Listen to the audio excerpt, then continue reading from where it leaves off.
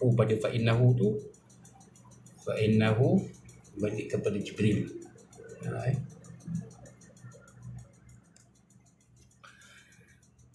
Nazzalahu, nazala Jibril, menurunkan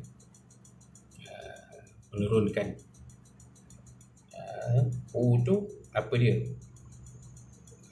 Hu ni yakni Al-Quranul Karim.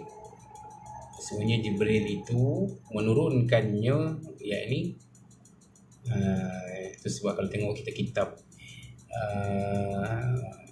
kuning banyak nya pasal ikut bahasa Arab, tapi nya tu tak diterangkan.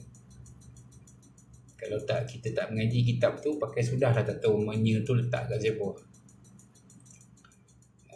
Jadi naklah ditahu. Kalau dalam kitab sekarang ni dia tahu perkataan dalam kurungan kan, nya tu balik daripada siapa.